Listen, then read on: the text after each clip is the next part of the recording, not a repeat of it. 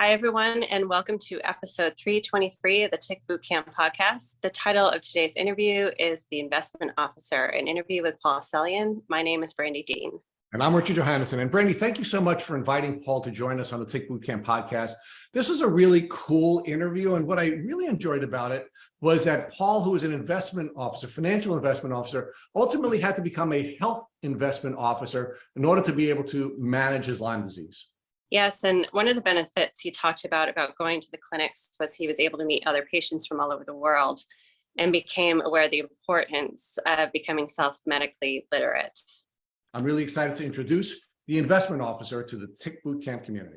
Hey, Paul, and welcome to the Tick Bootcamp podcast. Hi there. Good to be with you today. Really excited to have you. And just as exciting is having Brandi Dean as my co-host. So Brandi, you want to say hi to the folks and remind people about the important role you play in the Tick Borne community. Hi, it's so nice to be here again. I think the last time I was interviewed was 2 years ago. And I invited my friend Paul Selian, as he has served on the board at the Dean Center for Tick Borne Illness, which was a center focused on helping people living with chronic tick-borne disease.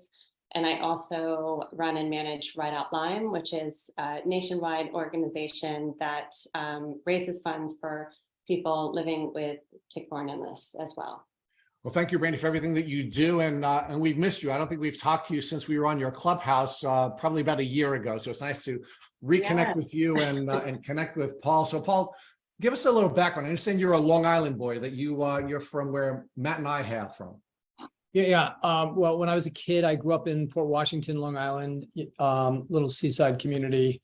Like several brilliant other people. I was born in Queens, New York, and grew up in Long Island, and then lived in Connecticut for a whole bunch of years, and went to high school and college in Connecticut, and then met my wife in Connecticut. Went off to New York City to work. And worked in places like New York, Hartford, Boston, London, back to Boston. And I'm currently living on Aquidneck Island in Rhode Island. So that's the whole story. So you spent a lot of time in the Lyme Belt, Paul, from your early days on Long Island, where I grew up, and spent a lot of time in Connecticut. So let's first talk a little bit about what you knew about ticks and tick diseases during your childhood. Were you tick aware? Were you tick disease aware? And did you take any steps to protect yourself from ticks and tick diseases during your pre-college life? So, I was very active in the Boy Scouts as a kid and spent a lot of time backpacking along the Appalachian Trail in Connecticut and New York and Massachusetts. Worked as a camp counselor. And so, and as you said, in the Lyme Belt, so to speak. And so I was probably bitten countless times by ticks when I was young.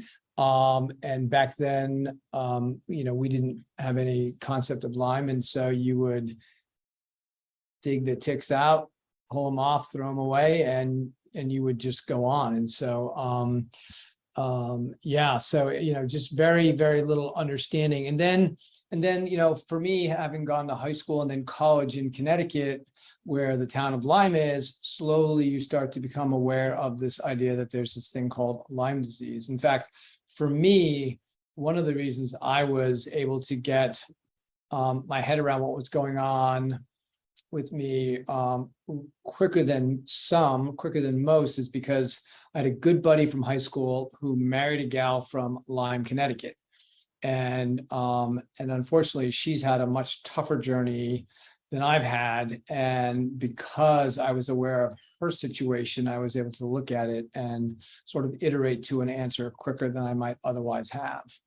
And that happens to, with many, many folks in the community that, they find themselves being diagnosed by a fellow person with Lyme disease, or observing the symptoms of someone else who has Lyme disease. And you get to a point where you're self-diagnosing and then having that confirmed by a Lyme literate doctor in many cases. So that sounds like that was what your journey was. That you observed the symptoms of someone else and you were able to see this in yourself. Yeah, it wasn't quite as simple and linear as I I may be making it sound, because some of my early symptoms were a little, that gave me a little bit of a head fake. For me,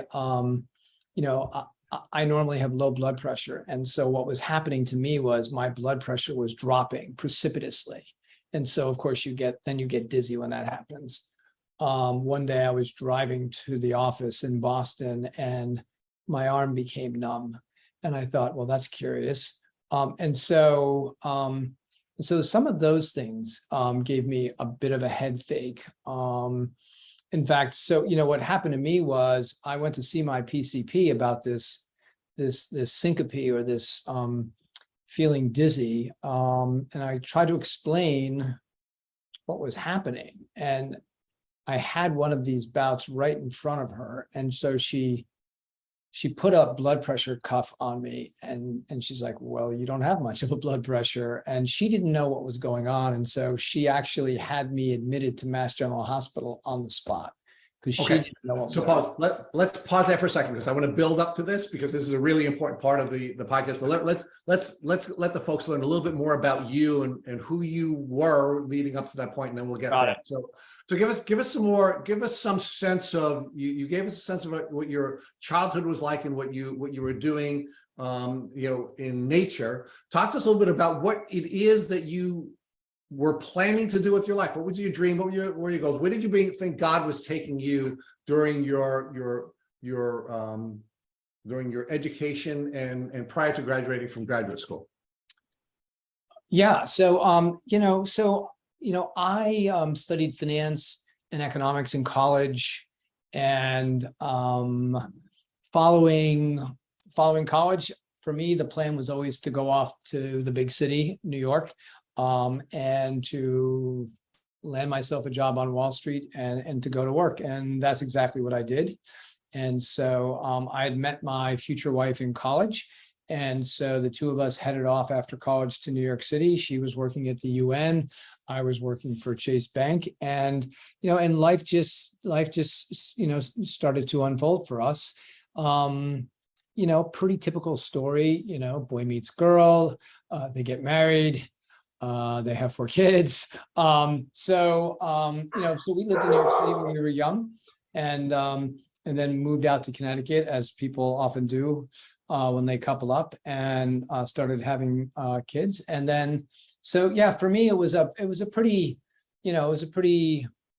traditional, story about job and family life, and just going to work and yeah, I mean, that's what life's pretty much looked like for us. So now talk to us about when the symptoms that you began to describe for us a moment ago started to develop, the blood pressure issues, and then of course you had the issue of having the numbness in your arm. So we went from living in New York City to living in Connecticut to living in Hartford.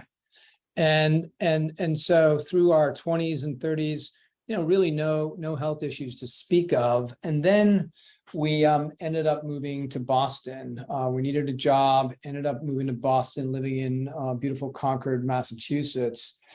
And, Concord, like a lot of places, is just a very fertile place for ticks. There's a lot of trees. It's very wet. And so we're living in Concord. I'm working as the chief investment officer of the bank. I'm managing a $100 billion bond portfolio. I've got a team of analysts working for me around the world. And, things are going along fine. We're active in church. We've got 3 kids. Now, just when we arrived there, we had just adopted a 4th. So, it's just a busy family life centered around, life centered around family and church and friends in the community. And so, in some ways, what probably looks like a pretty traditional family life. And it was when we were living in Concord that I first started to notice that I had these symptoms that were rather curious. So now, just prior to the curious symptoms, do you recall having been bitten by a tick? No.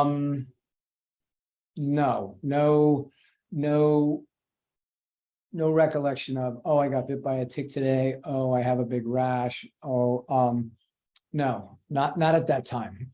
Okay. Now, what was going on in your life that may have been stressful that could have been immunosuppressive? Because generally we only see people who are bitten by a tick and then becoming very ill if they are either bitten by a number of ticks or they're living in a high mold environment or something like that, which would be immunosuppressive.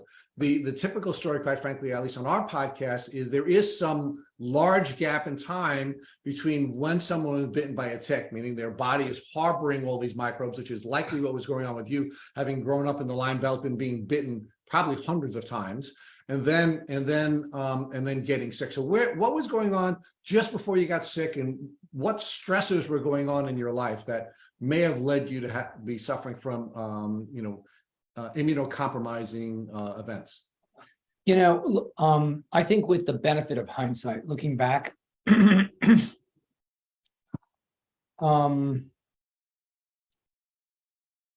one of the things that I wonder about is when I was a child, both my parents smoked, and growing up in a household where two people smoked probably wasn't the best thing, for the health of a young person. And so my dad quit. My mom did not quit.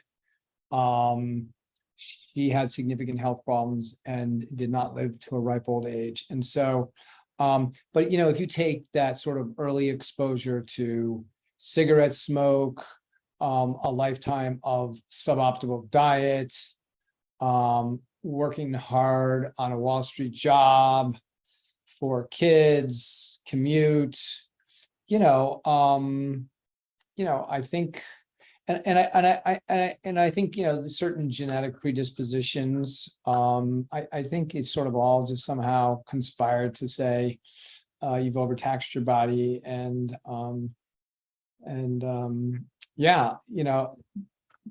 near as I can tell, that's what was going on with me. Okay.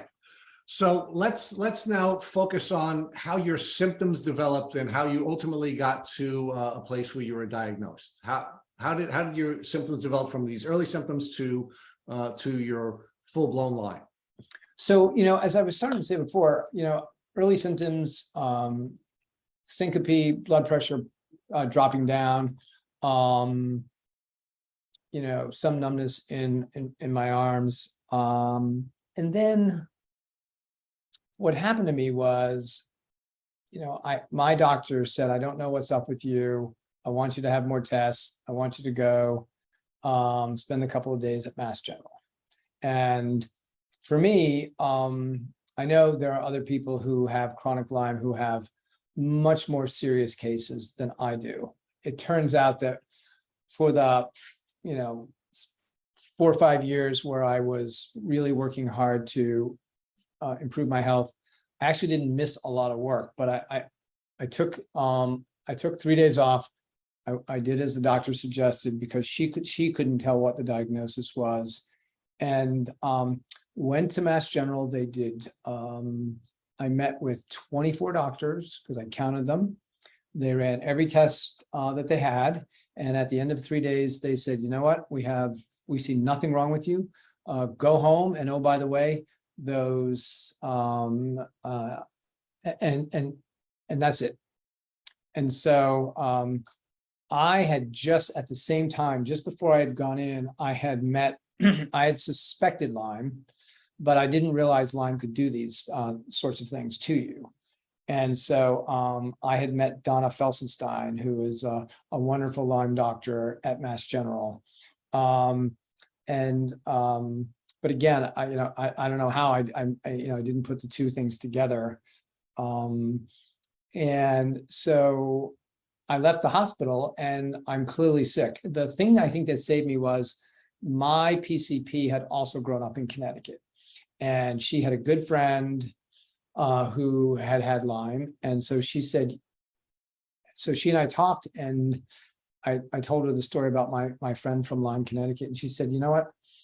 and she did something that a lot of Western doctors don't want to do, which is she decided to diagnose symptomatically, looked at those symptoms and said, what could it hurt? Take the doxycycline and see if things improve. And so I immediately started on a course of doxycycline, and within 3 weeks, I started feeling significantly better. And so it was sort of the eureka moment. And I think that, the key for me was that this doctor was willing to diagnose symptomatically as opposed to waiting for a test, which didn't really exist in any meaningful way then anyway. So around what year was this that you went for your $1 million workup and you saw 23 doctors at one of the major medical centers on the East Coast, and you left without a diagnosis? So that was back in 2010, roughly. And it's interesting, the way you asked the question, because it is fascinating to me how much more literate the entire world is relative to Lyme. So, I remember moving up here from Connecticut to Massachusetts, and, look, Connecticut and Massachusetts look like the same state, right? And in Connecticut, you could talk about Lyme at a cocktail party and it was considered polite conversation. You come to Massachusetts and I remember people saying, what's Lyme? And I thought, like, well, how could that be? And then that's when I started to learn that there were all sorts of curious politics involved with medicine and different groups that had different opinions about Lyme and chronic Lyme. And it was just fascinating to me to see what a difference the attitude of the medical community was between Connecticut, let's say, and Massachusetts. Now, having said that, part of it I get, right? There's an approach that Western medicine takes to Lyme, and they dot their I's and cross their T's. It's fascinating to me how things have changed. I go see the orthopedic doctor at Mass General today for, let's say, an arthritic knee, and the PA is asking me, are you sure you don't have Lyme, and have you been bit by ticks? Things have changed so much in the past decade for the better. Fascinating. This young PA said to me, oh yeah. So I asked her, I said, do you see a lot of Lyme? She goes, we have at least one person a week who comes in here thinking they have a bad knee and they really have Lyme. Things have changed so much. So before Brandi takes you through your treatment plan, I'd like to explore a little bit further with you, or unpack with you a little bit further this 23 doctor, 24 doctor visit that you had. You're in the Lyme belt, right? You are not testing positive for anything, despite, I'm sure, numerous diagnostic tests. Did anybody even mention to you, as somebody who grew up in the Lyme belt, who spent his whole life in the Lyme belt, who was in the Lyme belt at that moment, ever mention to you that it's possible that you might be suffering from a tick disease? No. Again, I think it's 2010, and it's fascinating. I think part of the problem may have been just the notion of, if you think about the symptoms, right? The plunging blood pressure, right? So what is that? That's probably Lyme infecting the vagus nerve, right? That's a fairly evolved concept for infectious disease in 2010, right? I think things have changed so much that I think people today who have a similar path or experience are in much better shape to getting a diagnosis much quicker, thanks to folks like you and Brandi and others, right? And just the amount of information that's out there on social media, I think that's a godsend to people. So I do too, Paul, but I'm just wondering whether or not you believe that perhaps Lyme was something that your doctors were not considering because of the Lyme wars and the concerns that doctors had at that time about whether or not their licenses might be suspended as a result of a Lyme diagnosis, or do you just think they just didn't have knowledge? Because here on Long Island, we had doctors like Buroscano and McDonald who were doing some extensive clinical work in the 90s, in the 80s and the 90s. Well, I mean, I would pull Brandi into this conversation because I think, Brandi, you've been in the Boston area longer than I have. We only moved to Boston in 2004. And I think, I don't know whether people had blinders on, they didn't want to have the conversation. I don't even think it was a question of chronic Lyme for me. It was a question of just, do you have Lyme then, right? I mean, it feels like in 2010, it almost feels like a different world from what we have now. Yeah, I'd love to talk a little bit more about that. I know that when I got sick, before Lyme, you get sick, you come down with strep throat or something, you take an antibiotic and you feel better. So I know that you had mentioned that you took an antibiotic, so you started to feel well, but you've been in treating for several years. So can you talk about like the first course of treatment that you took? And you had mentioned that you also ended up going to Europe for treatment, and what led you to traveling so far for treatment outside of the United States? So yeah, so I started with oral doxycycline like most folks do, right? And that's pretty. I think that's one thing that most doctors anyway agree as sort of an initial response. But I have a gut. I have a very weak gut, and I would take the oral antibiotics, and in a very short period of time, my gut would fall apart and say, you know what, we're just not happy taking these things. And so then I went with a PICC line, and that and I was warned by the doctor that there are risks with that. And I developed clots in my arm, which, and so the PICC line had to be pulled out. And so, so now I'm trying to figure out, okay, so what do I do if my gut doesn't want to take antibiotics and my knowledge of Lyme at this time is very limited. And I'm reading as much as I can on the internet, trying to learn things. But things like herbal treatment and other things, were still years away from me. And so I was convicted that I was going to get better. I think that the one thing that saved me was my attitude, which was, I viewed myself as a healthy person. I viewed this as an annoyance. And I was convicted that I was going to get past this. And so when I found myself not getting better, and I think the symptom that was the most annoying to me was feeling fatigue, which I think was from the Epstein-Barr that associates a lot of Lyme, right? And so for me, that was hard. I dragged myself to work, did my job, but I just felt so tired and fatigued a lot. And so eventually I had a friend who had a daughter who was sick and had a very positive experience with a clinic in Switzerland. And so I went to this clinic, the Paracelsus clinic in Switzerland, and it was very expensive. It was a whole lot of money, but in my mind, if I'm the primary breadwinner in my family, it's an investment, and it's an investment that's worth making. And I went there and I met a number of fascinating people when I was there.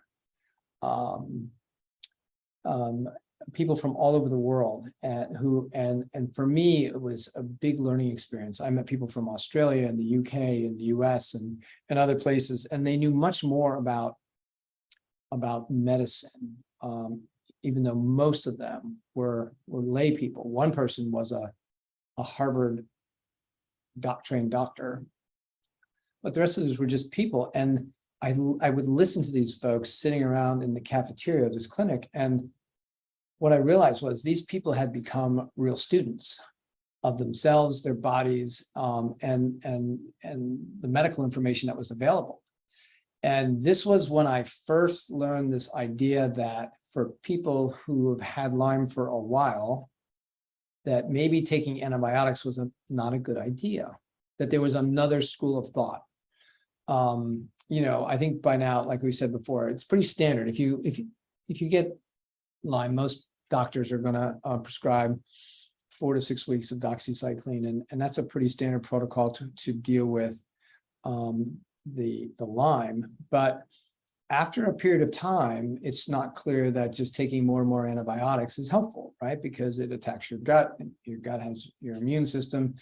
And I started listening to these other people that I met at this clinic in Switzerland, and realized that there's a whole nother approach to trying to get healthy that involve things like healing your gut, eating well, tending to just overall wellness and health, and using herbs instead of antibiotics, and that really opened my eyes. And relative to Lyme, that's when I just basically stopped taking antibiotics, because I realized that I was probably doing more harm than good. So that was, for me, that was a big big inflection point in my knowledge at that point. And Paul, can you share, what do you feel like, I know that you've done a lot of treatments over the course of 10 years. What are the treatments you feel like really helped you improve? So the way I eventually got better, and look, I want to recognize right now for your listeners that some of these things, like going to a clinic in Switzerland, are very expensive, and they're not necessarily within the reach of every person, right? So, but that's also why organizations like Brandi's Red Out Lyme and other groups exist, to try and help support patients that need resources, and it's a real godsend. The way I eventually began to heal was, I learned of another clinic in Germany, and that clinic uses what's called extreme hypothermia, or heat treatment. And I think this is one of the things that I learned. If you want to get better, not only do you have to own it, but you have to be willing at some times to take calculated risks. So imagine, here I am, a non-medical person. I'm still feeling, sort of dogged by symptoms, and I want to get better. And I learned about this extreme heat treatment because it turns out Lyme dies at roughly 105 degrees Fahrenheit. And there's a clinic in Germany that discovered by accident that they could cure Lyme by heating people's bodies in a medical environment. And so I, basically out of frustration and a desire to get back to full health, went to visit this clinic, stayed there for 2 weeks, again, met people from all over the world, and had a dramatic improvement in my health. And this clinic has people coming from all over the world, from China and Australia and the UK and the US. Met several people from Boston at this clinic in Germany. And in so many ways, it's such an elegant and simple solution. It's very sad that we don't have this sort of treatment currently in the US, or at least that I know of. But it really, really was simple. So the good news was I'd figured out how to take care of the Lyme. The bad news was that the heat treatment does not cure all the co-infections, right? So things like Bartonella can't be killed at 105 degrees. They don't get killed at 200 degrees. And so, and they make that clear to you when you go to visit them. They say, we're going to help you with your Lyme. You've then got to go home and deal with these other things and mop up the co-infections. And that's basically what I set about doing. But this treatment is incredible. I hope the day comes when it's widely available in the US. I think the cynical side of me says that, the reason we don't have it is because, you can't sell pills. It's a simple, elegant treatment that literally, knocks out Lyme fairly easily. But for those who have the resources, the time to do it, I highly recommend it. Thank you so much for sharing your story. And, one thing I wanted to ask you was, I know from my own experience, it can be incredibly overwhelming and frustrating when some of these treatments that others have successfully done don't work. And so when these treatment fails, it's really hard to continue to hold on to hope. And you just kind of lose all hope for getting better, especially after spending year after year after year living with debilitating illness. So what are some of the things that helped you stay emotionally strong during this time?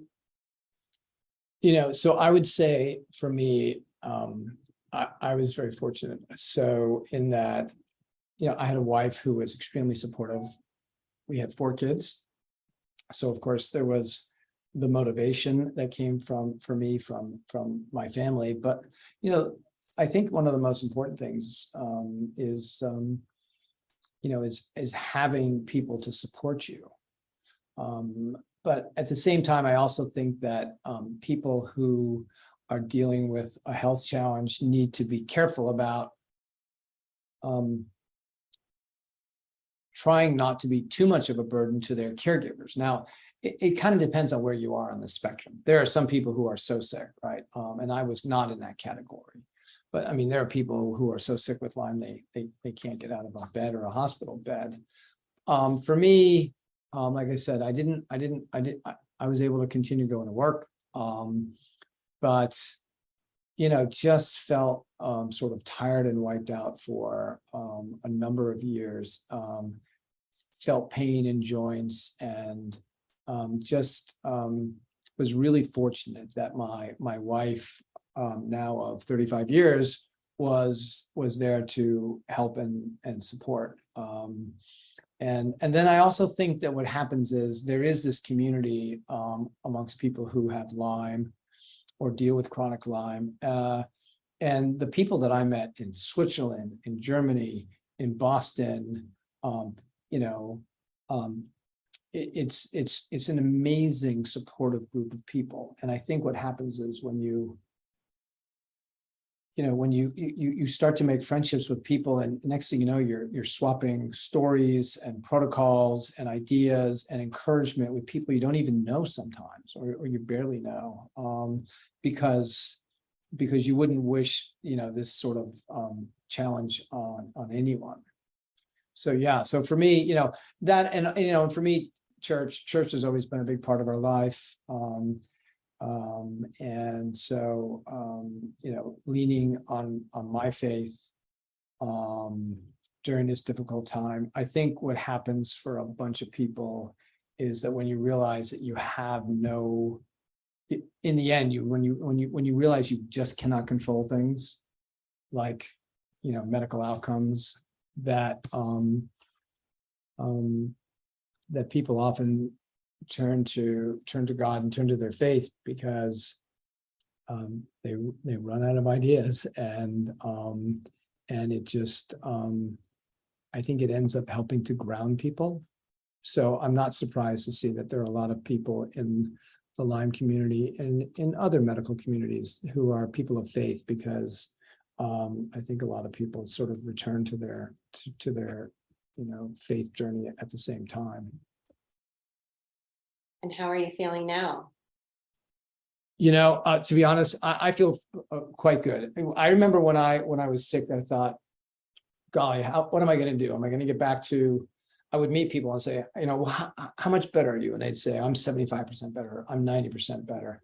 To be honest, I'm in better health than I was before I had Lyme. And I think there's a bunch of reasons. I've cleaned up my diet, with the help of people like Dr. Terry Walls, with people like yourself, Brandi, and your nutrition protocols. And so I feel like I'm less stressed. And yeah, so I feel like I'm in better shape now. I know I'm in better shape now than I was before I had Lyme, and so that's a great thing. And I suspect that I'm not the only one who, if you can get through some of the difficult times and start to make some progress, that that there, and I think that's the whole thing. Like, I think what most people need when they have Lyme is, first they need a diagnosis, and the second thing they need is hope. Yeah. And so having folks like yourselves, produce these podcasts and share information and come alongside people, that gives people hope. And I think that's one of my big messages to your audience is, there's absolutely the opportunity to improve, to get better. It's a journey though. Paul, I'd like to talk to you a little bit more about the clinics. And here on our podcast, we've interviewed many folks who have gone to many of the clinics. And I wonder what your reaction would be to Dr. Leo Shea, for example, who we interviewed about a year ago, who suggested that there isn't an appreciable difference in the healing journey between people who have gone to the clinics like you had gone to and people who have not. Do you think that the two clinics you went to were really important elements of your healing journey? And do you think it did play a role in speeding up your healing, or do you think it would not have really made that big a deal? So look, the clinic in Switzerland, like all these folks are staffed by real doctors, right? And they have great intentions, and they have a lot of education, knowledge, protocols to teach people. I think the clinic in Switzerland was a great education for me, and I think the value for me, frankly, was in the people I met. The clinic in Germany has a very specific tactical protocol which directly deals with Lyme. And here's sort of like the punchline that I hadn't shared before, which is, so and this is a warning for your listeners, I managed to get reinfected, right? I was working with my fourth child. We were doing yard work at the beach house in Rhode Island. One day, trimming hedges. I should have stayed away. I should have hired the professionals, and woke up the next morning with a giant rash at my waistband, and every cell in my body hurt. And I knew immediately when I woke up what had happened, and I had managed to become reinfected. And I was just so mad at myself for being such a dope and letting that happen. So I've actually gone to Germany twice, and I have been healed of Lyme by the clinic in Germany twice. So, so I have no doubts, about that at all. The thing that took me a little bit longer to deal with, but the effects were much less on my body, was dealing with a handful of co-infections like Bartonella and other things. They're as you know, they're structurally very different than Lyme. They need different treatments. And what I had discovered along the way, so for me, what was really helpful was dealing with herbs as an approach, as opposed to antibiotics. And so for me, I became a disciple of Stephen Buhner's, read all his materials, and so for me, the perfect protocol for me, for someone who gets Lyme, would be extreme heat treatment and then herbs, and that would be my lineup. Recognizing that accessing the clinic in Germany is not easy because it's not cheap. So let's talk about mindset. I'd like to merge the mindset question that Brandi had asked you with the clinic experience. Did you believe before you went to the first clinic that going to the clinic would be the be all end all, and you'd come back healed? Yes, I did. And I was annoyed when it didn't happen. Right. And mostly because I guess I had just listened to other folks and I got myself excited, and I had just had so much positive anticipation. They have heat treatment in Switzerland, but it is not at the same level as in Germany. And so again, I think I learned a lot. And these are very serious clinics, by the way. Both of them deal with people with cancer and Lyme and very serious health issues. What's fascinating to me is if you go to the clinic in Germany, you meet people who are getting extreme heat treatment, and their European insurance is paying for it. because the medical community in Europe has bought into the idea that this is very, very helpful. And extreme hypothermia can be administered on a whole body basis, which is the way I had it, and which is the way most Lyme people get it. But if you have a cancer issue, let's say, making this up, in your arm, the extreme hypothermia is simply applied to your arm, right? Not your whole body. So, yeah, so it's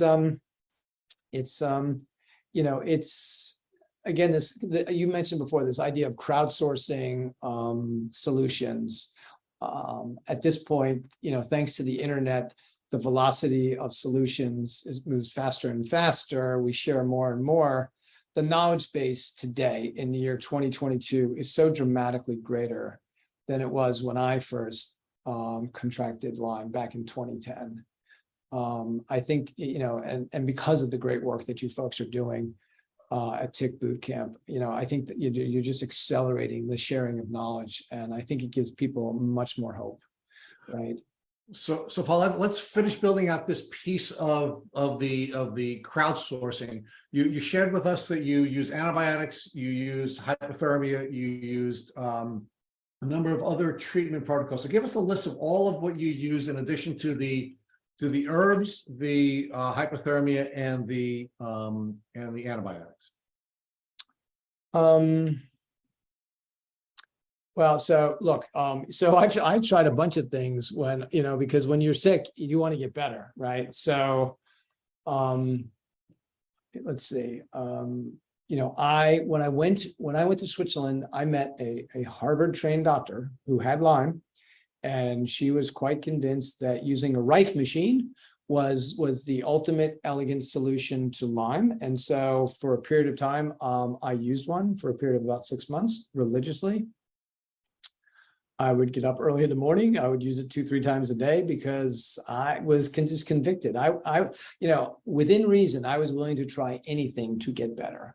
And again, I think it was more my mental attitude that I was going to get better, come hell or high water, that helped me get better. That and the support of my wife and friends and people like Brandi and others I met along the way.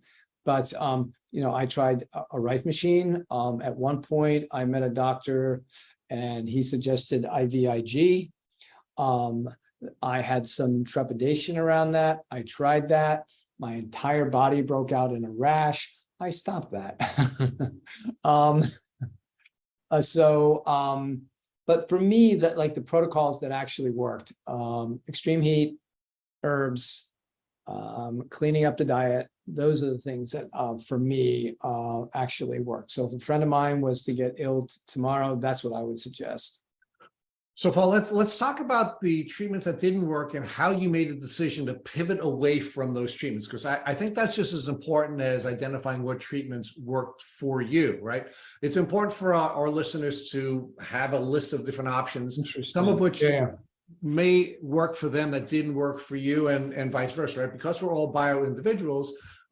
We like to focus on how you make a decision to pivot away from something. Were there body signals? Were there so I understand with the case of the Rife machine, you had a physical manifestation, which was a rash, but what are the tools that you use to pivot away from treatments? And when did you know that it was right to pivot away rather than sort of suck up what is happening, perhaps towards getting a better outcome? Yeah, so look, for me, right, antibiotics, hyperthermia, Rife, spent months using Rife, just did not see, trying to work on Bartonella because I didn't want to take antibiotics, right? And so that's the challenge. If you don't want to take antibiotics, then, what are you going to do? Because some of these things aren't going to exit just because you ask them to. So how are you going to get ahead of the toxic load, right, that comes with, an infection? So the Rife, I spent months, I did not see any discernible change. So at some point I had to, and I was really, and it's hard because you get excited, you talk to other people who are excited and they're quite convinced that this is helping them. So you think, all right, this is going to help me. And then get your hopes up, and then time passes and you have to at some point say you know what, it's just not working for me. And so you give it enough time. But the IVIG, it was pretty quick that it was pretty clear to me very quickly that my body was not going to endure that. And so that was put aside very quickly. When your entire body itches, you're like, no, thank you. I think I'll pass on that. But then herbs, prayer, loving spouse, those things all helped. That's pretty much the full list for me. So talk to us about prayer and how prayer helped you on this journey, right? Because we certainly focus on healing physically. We talk about all the different protocols that we use. We don't spend a lot of time talking about the emotional elements of this and how you must be in the parasympathetic nervous system in order to be able to have your body heal. And prayer can, of course, play a role in getting us out of the sympathetic nervous system. Talk to us about what prayer looked like for you and how that helped you to calm your mind so that you could heal. Yeah, I mean, it's, on some levels, it feels like it's simple, and on other levels, it's complicated, right? If you're a person of faith and you want something, whether you want healing for yourself or a loved one or something that you think is important, you pray, right? You turn to God. You acknowledge God's role in your life, and you thank him and him/her, and you ask for things. And look, when you pray, you get one of three answers: yes, no, or not now. And it takes, but the act of praying in and of itself, I think, is an act of turning these issues over to God, and sort of recognizing that as much as we all, make ourselves the center of our own universe, you are acknowledged that we're not the center of the universe and that we're not in control. And I think eventually what ends up happening is, while you're not happy to be sick, I think eventually what happens is you start to realize that even being sick, it is in fact not the end of the world, right? That there is hope. I think it was really helpful to make so many friends around the globe who were dealing with the same challenges, but then also to have friends who are, people of faith, knowing friends are praying, knowing that there are other people praying for you. That's powerful, right? I have a team of 130 people around the globe that work for me. I pray for my team, right? I pray for my family and my friends, and I think that's powerful. But I guess that's why they call it faith. So talk to us about how faith in a higher being, and in this podcast, we never tell anyone what they should believe. That's going to be a part of every individual person's journey. But in your case, when you were praying to God, when you were praying to your higher being, how did that help you to have faith in your ability to heal? What was the connection between having belief in a higher being and belief in your ability to heal? It's a really interesting question. I think, it's one thing to say, dear God, please take all my problems away. It's a whole nother thing to say, God, please just help me get through this day. Help me get through this morning. Help me to be strong enough to go to work and earn a living and look out for my family, and help me to be strong enough to show up, right? I mean, Brandi, you probably can relate to some of this. Like, what happens when you just want to show up at your kid's soccer game, right? Or you just want to be there for somebody else, right? Like a parent or someone. So for me, at some point, it was clear that it was going to be a little bit of a journey to get back to full health. I'm sure I prayed every day, Lord, please, lift this burden for me. But a lot of times it was just just the act of praying and talking to God has some effect that I don't know if I fully understand it, but it just it gives you the strength to keep going, just knowing, believing that God is out there. Yeah, I do have to share, and sometimes those prayers aren't answered until like many years later. And Paul, as you were sharing your story, I was thinking about that and like thinking about all the days that I prayed, like, please just help me get through this day. And I soon recovered. And I remember my young son gave a chapel talk about my experience, and it was about overcoming adversity. And I remember during that time thinking, I lost so many years of my children's lives, but then my son was giving me a gift that day by saying, my mother was strong during that time, and I've learned from this, and I'm going to be able to overcome the next challenge that awaits us, because my mom taught us how to be strong when she was not feeling strong and she was ready to give up. And to hear that from a 9-year-old boy who had been through it and watched me suffer was pretty amazing. So I appreciate you sharing your story. And with that said, I also, I know how challenging it has been for you and your entire family going through this. So what part of the Lyme journey has been beautiful and taught you about yourself and the world that only suffering can teach? Oh, wow. Great question. Big question. I think one of the things that happens when you're ill for a little bit, I learned this with my mom. My mom had a huge stroke when she was 45 years old, and she was paralyzed in half her body. And, I was young at the time. I was a teenager. And I remember after that, whenever I would go out, especially if I would go to the grocery store, all of a sudden I started to notice other people who had physical challenges, because my mom had physical challenges, right?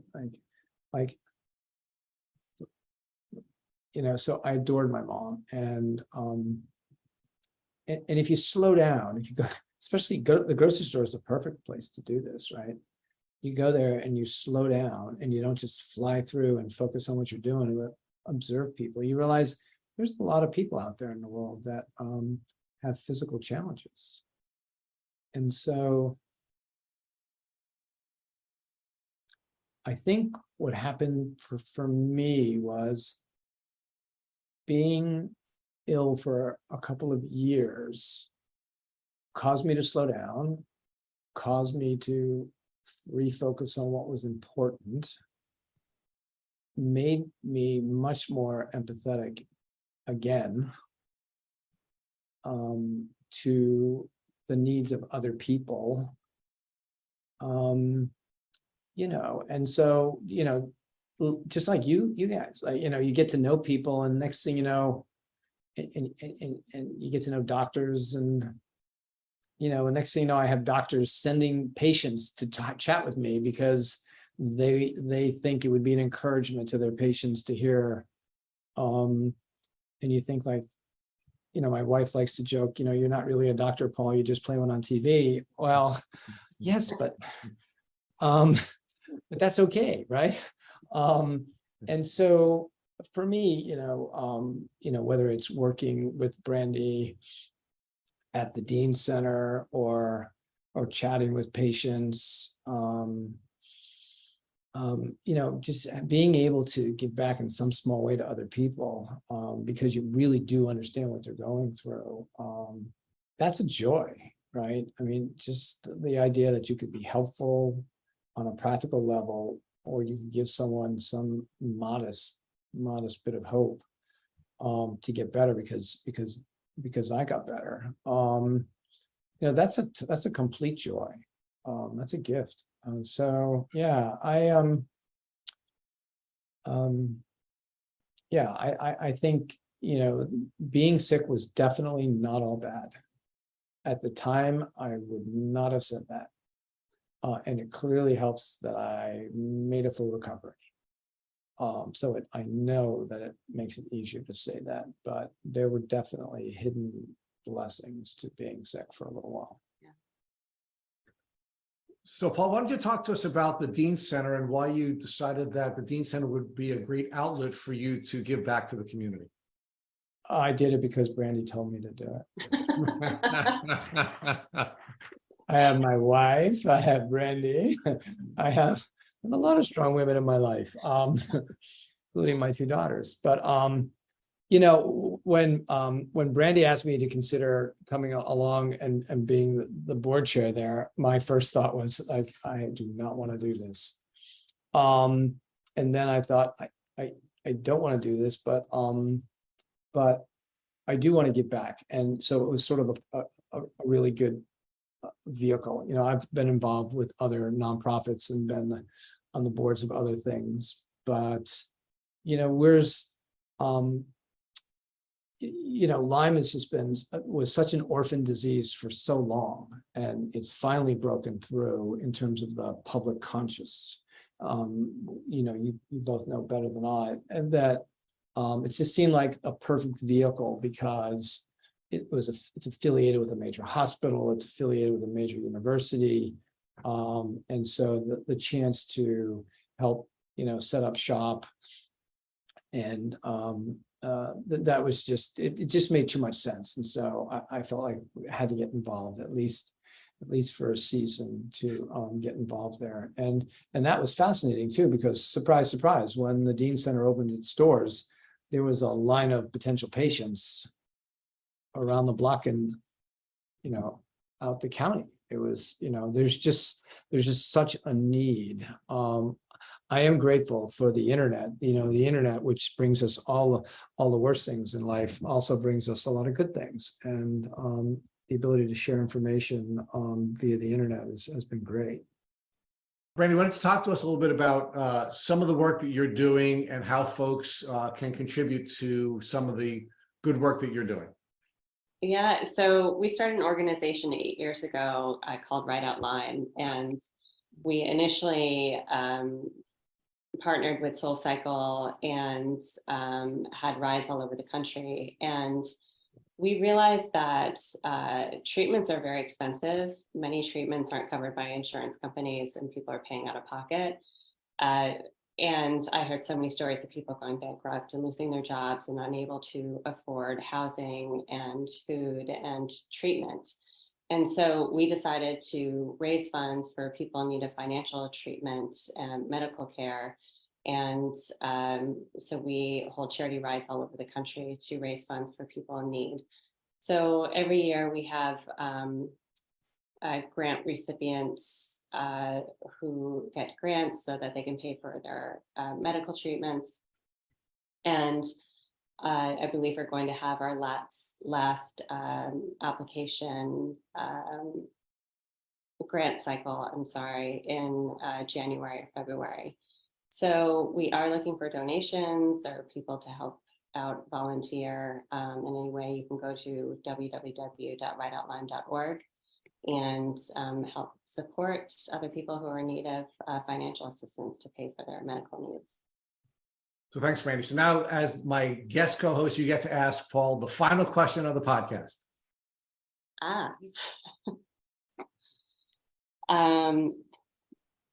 Paul, first of all, thank you so much for being here and for finally sharing your story.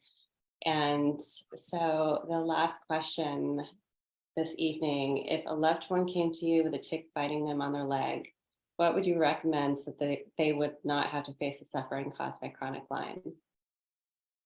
So that's a great question, Brandi. For me, after all this time, I think it's pretty clear. The first thing I would do is suggest you remove the tick, but then you save the tick, you put it in a plastic bag, and you mail it to a state lab to get it tested, so you get a sense of what's going on, and what the potential risks might be. Right? Does it have Lyme? Does it have Rocky Mountain Spotted Fever? Does it have Bartonella? That's important. So save the tick, get it tested at a lab. Go see a Lyme literate doctor immediately, and immediately start doxycycline for a minimum of 6 week cycle. Make sure you're tested for co-infections, right? Bartonella, Ehrlichia, Anaplasma, et cetera, et cetera. And then for me, it would be immediately start herbal treatment. And you have to make your own decision whether you're going to go the antibiotic route or the herbal route. I think if it's early days, you try antibiotics, see how your body reacts. Make sure you're taking probiotics to keep your gut healthy. And if you're in a so I think you described an immediate response. So treat for the Lyme, treat for the co-infections, take probiotics, clean up your diet, get a lot of sleep. That's what I would do. Thank you for listening to our Tick Bootcamp interview with our guest, Paul Selian, Executive Vice President and Chief Investment Officer at State Street. To our listeners, we have a call to action. First, if you'd like to learn more about Paul, please check out his Instagram at PJSelian, PJSELIAN. Second, if you've enjoyed this episode of the Tick Bootcamp podcast, please share it with your friends on social media. Third, Tick Bootcamp has created a Tick Bite blueprint that has been inspired by the information that has been shared with us by past podcast guests. We urge you to visit our website at tickbootcamp.com/bite to view the blueprint. Fourth, don't forget to subscribe to this podcast on Apple Podcasts, Google Podcasts, or Spotify to get your automatic episode updates of our Tick Bootcamp podcast. Please take a minute to leave us an honest review on your podcast platform of choice. And finally, if you'd like to search our podcast library of over 300 episodes, subscribe to our email list, or share feedback, please visit our website at tickbootcamp.com. Thank you, as always, for listening.